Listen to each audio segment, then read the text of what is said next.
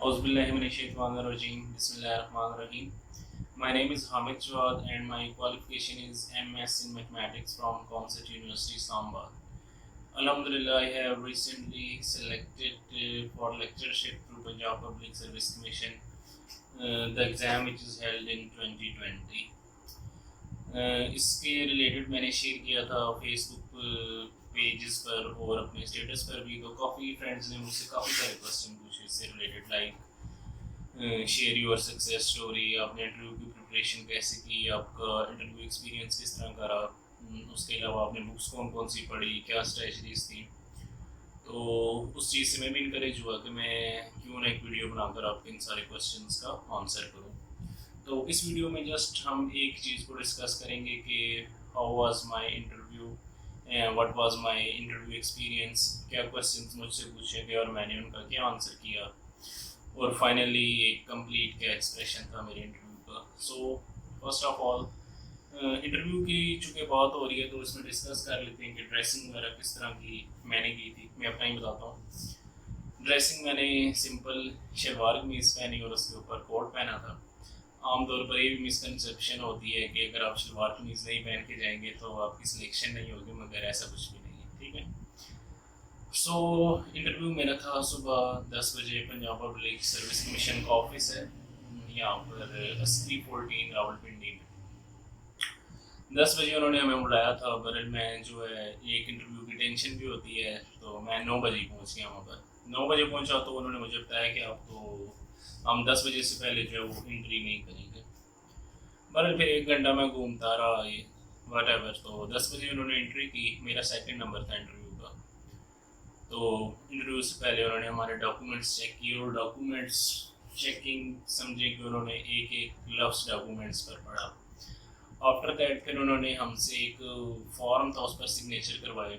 वो बेसिकली उस पर हमारे एकेडमिक्स मार्क्स जो मेंशन होते हैं आउट ऑफ 40 वो भी लिखे हुए होते हैं, आप उनको खुद भी कैलकुलेट कर सकते हैं। वो एचईसी का, वो सॉरी एचईसी का कह रहा हूँ, पीपीएससी का एक पूरा उसके मुतालिक एक फार्मूला सा है, ठीक है। सो मेरा सेकंड नंबर पर इंटरव्यू था।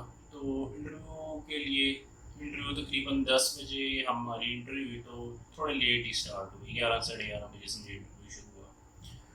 तो इंटरव्यू सेकंड नंबर पर मेरा था। पहले मुझसे पहले एक लड़के का इंटरव्यू हुआ, तो इंटरव्यू के बाद वो कैंडिडेट्स को आपस में इंटरेक्ट नहीं करने दे रहे थे कि ताकि जो है बाहर वाले जो कैंडिडेट्स हैं वो जो इंटरव्यू देकर आए उससे कोई क्वेश्चंस ना पूछें।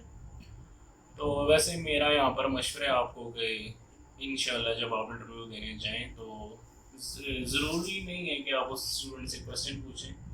आपका जैसा इंटरव्यू होना है वो वैसा ही होगा। हो सकता है आप स्टूडेंट से जो बाहर निकले इंटरव्यू देकर उससे क्वेश्चन पूछते हैं, और अगर आपको वो क्वेश्चन नहीं आता तो आप उससे जो है मज़ीद कंफ्यूज ही होंगे। लिहाजा इट डजेंट मैटर कि आप किससे क्वेश्चन कोई पूछ लेते हैं या नहीं पूछते। खैर it's up to you.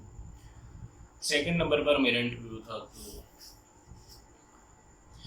Inter हुआ मैं रूम में, स्नाम मैंने किया, तो चेयरमैन साहब बैठे हुए थे। पैनल के बारे में चलें आपको बता देता हूँ।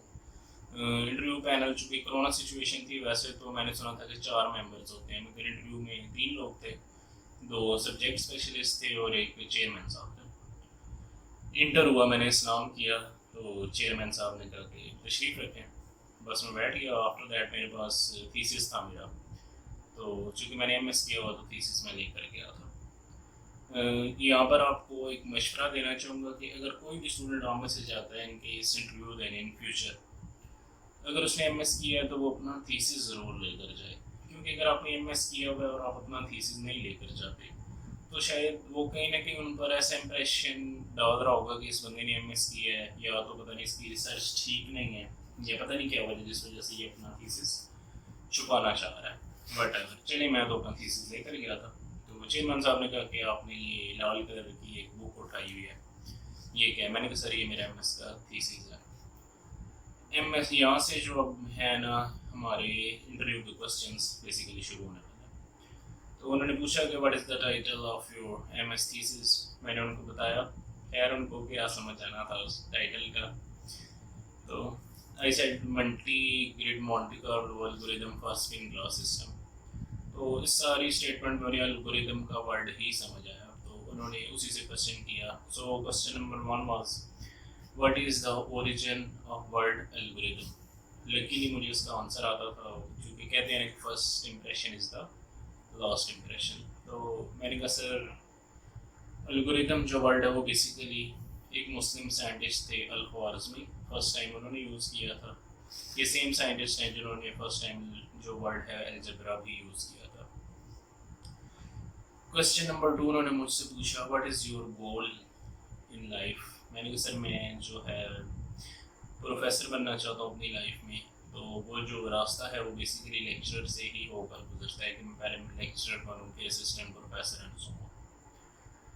नेक्स्ट उन्होंने मुझसे क्वेश्चन पूछा do you want some other job, के एक तरफ आपको असिस्टेंट कमिश्नर की या कोई और अच्छी पोस्ट दी जाए और एक तरफ आपको जो है वो लेक्चर की जॉब मिल रही, तो आप क्या सिलेक्ट करेंगे। मैंने कहा सर मेरा जो शुरू से ही रुझान रहा है वो टीचिंग की तरफ ही रहा है, क्योंकि एजुकेशन से ही लगा हुआ था, स्पेशली मैथमेटिक्स से। तो बाकी जॉब्स में मैं अप्लाई भी नहीं करता। बस ये मेरा आंसर था। नेक्स्ट क्वेश्चन था reasons of downfall of education in Punjab. तो यहाँ पर जो क्वेश्चन आंसर बेसिकली चल रहे थे, जिस लैंग्वेज में वो आपसे क्वेश्चन करते हैं आप उसी लैंग्वेज में उनको आंसर करें, ये बेटर रहता है। तो उन्होंने काफ़ी गहरी उर्दू का इस्तेमाल किया है यहाँ पर। चेयरमैन साहब ने मुझसे पूछा कि पंजाब में या पाकिस्तान में तालीम की नहतात की क्या वजूहत हैं। मैं बेसिकली समझ गया था कि वो ये पूछना चाह रहे हैं कि एजुकेशन का डाउनफॉल किस वजह से। इसका मैंने आंसर किया कि रीज़न जो सबसे मेन रीज़न ये है कि एक एजुकेशन सिस्टम नहीं है हमारे यहाँ। देखा जाए तो अनफॉर्चुनेटली हर गली मोहल्ले में एक स्कूल खुला हुआ है, उसके साथ कोई भी स्कूल है, for example Jinnah grammar school, आगे सिस्टम लिखा हुआ है उन्होंने, ठीक है, एक अपना ही सिलेबस है, कहीं पर वो लेवल चल रहा है, कहीं पर क्या चल रहा है। मगर जब एक स्टूडेंट जब एग्ज़ाम देने जाता है, किसी कमीशन की एग्जांपल ले लें, तो वहाँ पर सबके लिए जो पेपर सेम होता है, जबकि उनके एजुकेशनल बैकग्राउंड में जो है काफ़ी डिफरेंसेस होते हैं। तो सिलेबस एक होना चाहिए, ठीक है, फर्स्ट ऑफ ऑल। तो इसी से हमारे मसाइल जो है वो ख़त्म हो सकते हैं। नेक्स्ट जब ये मैंने आंसर किया तो सब्जेक्ट स्पेशलिस्ट बैठे हुए थे, उन्होंने पूछा जी कि सिलेबस एक किस तरह हम चलाएंगे, सिंध के बच्चों को आप ओ लेवल किस तरह पढ़ाएंगे। मैंने कहा सर मैं ओ लेवल्स ए लेवल्स की बात कर ही नहीं रहा। हमारा जो टेक्स्ट बुक का सिलेबस है वो इंतहाई रिच है और उसमें बहुत इंफॉर्मेशन है। अगर उसको अच्छे से पढ़ाया जाए कम्प्लीटली, तो जितना नॉलेज उसमें मेरे ख्याल से वो किसी भी और सिस्टम से कम नहीं है। तो यहाँ पर ये क्वेश्चन ख़त्म हुआ। नेक्स्ट अब सब्जेक्ट स्पेशलिस्ट की बारी आ गई। सब्जेक्ट स्पेशलिस्ट एक मेल थे एक फीमेल थी। तो मेल सब्जेक्ट स्पेशलिस्ट ने मुझसे पहले क्वेश्चन की, उन्होंने मुझसे पूछा जी कि आप क्या की फेवरेट सब्जेक्ट्स क्या हैं या आप क्या पढ़कर हैं। मैंने कहा सर अलजब्रा। अब यहाँ पर अलजब्रा से मुराद है जी, यहाँ पर आपको ये भी क्लियर करता चलूँ, मुझे भी बहुत अरसे तक क्लियर नहीं था, चले अब हुआ तो मैं बता देता हूँ, हो सकता है आप में से बहुत सारे लोगों को पता हो।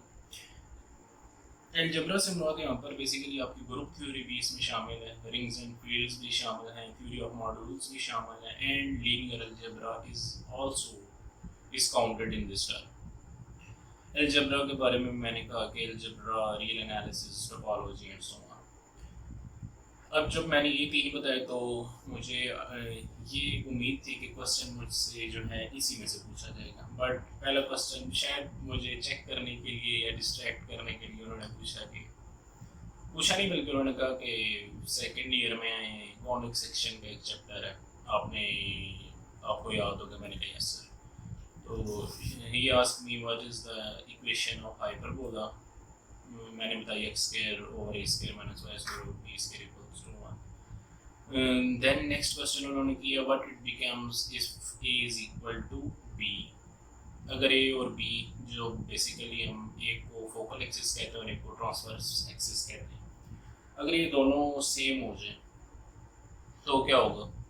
ठीक है, वो बेसिकली हाइपरबोलिक शेप ही रहेगी, जस्ट वो उसकी जो इसेंट्रिसिटी है उस पर डिफरेंस आएगा।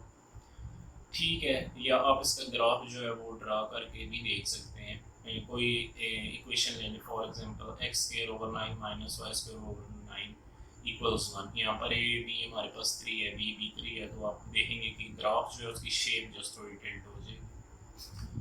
नेक्स्ट उन्होंने मुझसे क्वेश्चन किया व्हाट इज़ नॉर्मल सबग्रुप। ठीक है, मैंने बोल दिया कि लेफ्ट को सेट और राइट को सेट जिसमें सेम हो, that is normal subgroup. Next उन्होंने मुझसे क्वेश्चन किया what is kernel of a group. ठीक है, सिंपल क्वेश्चन था। यहाँ पर आपको एक बात बताता चलूँ कि मुझसे पहले बहुत सारे दोस्तों का इंटरव्यू हुआ, तो उनसे भी उनका इंटरव्यू के क्वेश्चन हम अक्सर पूछते थे। तो हमें ऐसा लग रहा होता सम टाइम कि ये तो इस बंदे का जो इंटरव्यू है वो बहुत ही ईजी हुआ है, अगर मैं होता तो बहुत अच्छे से आंसर कर लेता। इंशाल्लाह आप लोग कर भी लेंगे।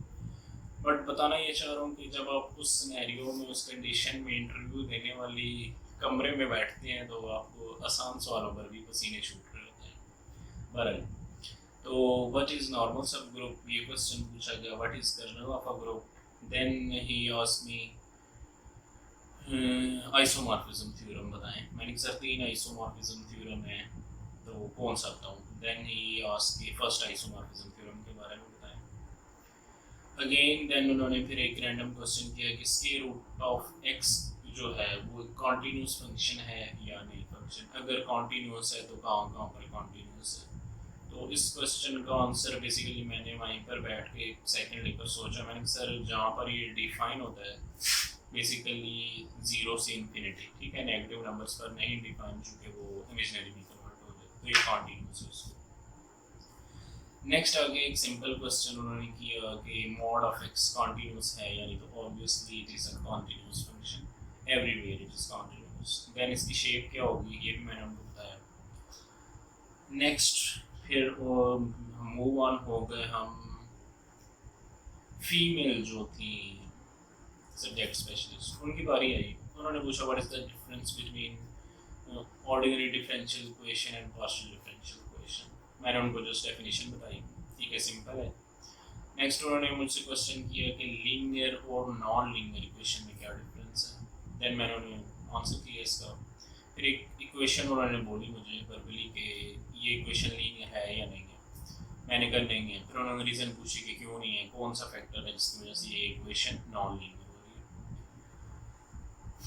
नेक्स्ट यस अगेन फिर उन्होंने एक दो और क्वेश्चन पूछे जो फीमेल थी सब्जेक्ट स्पेशलिस्ट, वो मेरे जहन में नहीं है, जो मुझे याद था वो मैंने लिख ली है। टोटल कोई 22 क्वेश्चन थे। अगेन चेयरमैन साहब ने मुझसे क्वेश्चन किया कि आइंस्टाइन की फेमस इक्वेशन। मैंने कहा yes sir, is equal to mc square. तो उन्होंने कहा कि सपोज करें कि हम तीनों यहाँ पर स्टूडेंट्स हैं, जो 2 सब्जेक्ट स्पेशलिस्ट हैं और चेयरमैन साहब खुद, और आप हमें इस पर जो है वो एक छोटी सी डिमॉन्स्ट्रेशन दें। मैंने कहा ओके सर। तो इसके बारे में मैंने 2-4 जुमले बोले कि according to this equation, the famous equation of Einstein, energy और मास जो है वो बेसिकली इंटर कन्वर्टेबल है। जब कोई body approaching to speed of light move करती है वो बेसिकली एनर्जी में कन्वर्ट हो जाती है। कुछ इस तरह की एक्सप्लेनेशन मैंने दी। देन चेयरमैन साहब ने पूछा कि यहाँ पर C, what is C. I said it is universal light constant, और इसकी वैल्यू भी उन्होंने मुझसे पूछी। एंड नेक्स्ट उन्होंने मुझसे क्वेश्चन किया हु इंस्पायर्स यू, किससे आप इंस्पायर्ड हैं। तो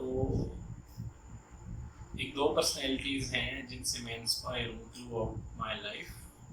बहरहाल मैंने यहाँ पर जिनसे मेरे एक टीचर थे MS में कॉमर्स यूनिवर्सिटी में, प्रोफेसर डॉक्टर मोइजुद्दीन साहब, अल्लाह ताला उनके दर्जात बुलंद फरमाए। 2020 में कोविड की वजह से उनकी डेथ हुई थी। तो मैंने उनके बारे में बताया कि मोइजुद्दीन साहब हमारे टीचर थे, उनसे मैं बहुत इंस्पायर हुआ। फिर चेयरमैन साहब ने पूछा कि क्या वजह थी, उनसे आप क्यों इंस्पायर थे। मैंने सर उनका टीचिंग मेथड बहुत ज़्यादा अच्छा था। स्टूडेंट्स को वो अपने बच्चों की तरह ट्रीट करते थे और उन्हें बहुत अच्छे से गाइड करते थे। नेक्स्ट फिर कोई एक दो बातें और चेयरमैन साहब से हुई, और अगेन फिर उन्होंने कहा कि ठीक है जी, थैंक यू, अल्लाह हाफिज़, wish you good luck. So this was my interview. ठीक है, इसमें जितने भी क्वेश्चंस थे वो मैंने आपके साथ शेयर किए। होप्स हो कि ये वीडियो आपको पसंद आए और इससे आपकी कोई ना कोई हेल्प किसी न किसी सेंस में ज़रूर हो। ठीक है, बाकी भी जो मुझसे क्वेश्चंस पूछे गए कि मैंने प्रिपरेशन कहाँ से की, ठीक है, या मुझे क्या मुश्किलात फेस हुई इस पूरे सिनेरियो में, तो इंशाल्लाह मैं चाहता हूँ कि मैं हर टॉपिक पर अलग से एक वीडियो चूँकि अगर ये सारी बातें मैं एक ही वीडियो में करूँगा तो ये बहुत लेंथी हो जाएगी आपके लिए भी सुनना, आपको भी बोर होगा इससे।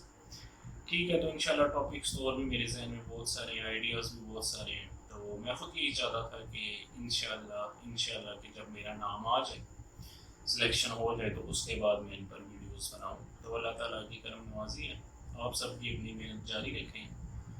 अल्लाह ताला किसी की भी मेहनत ज़ाया नहीं करते। इंशाल्लाह मिलते हैं आपसे नेक्स्ट वीडियो में। अल्लाह हाफ़िज़।